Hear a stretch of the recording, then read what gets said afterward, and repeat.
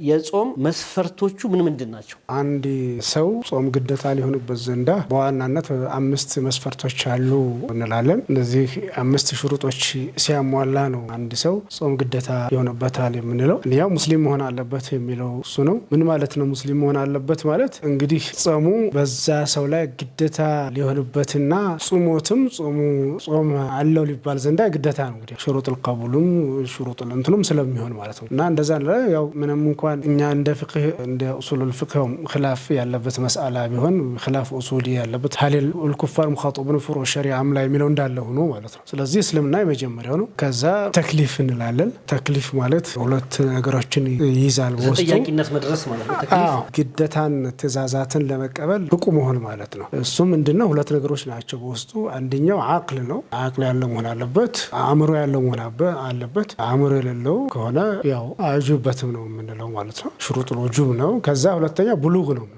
አቅመ አዳም ወይም አቅመ ሔዋን መድረስ ሴትም ሆነ ወንድ ብሉግ መድረስ የግድ ነው። በህፃን ልጅ ከሆነ አጁበትም ነው። ይሄ ማለት ህፃናቶች አይጾሙ ማለት አይደለም።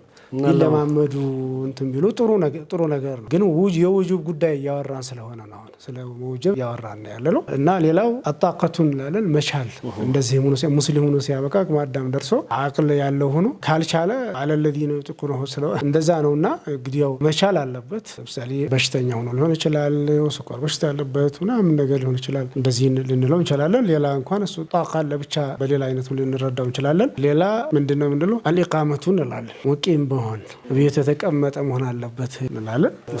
ሙሳፊር ከሆነ አጁበትም ነው የምንለው። ከዛ አስሐቱ ነው፣ ሲሐ ነው፣ ጤና መሆን አለበት። በሽተኛ ከሆነ እንደዚሁ አጁበትም ነው የምንለው። አልባት ሚዲን ከሆነ ቀዛ ያወጣል።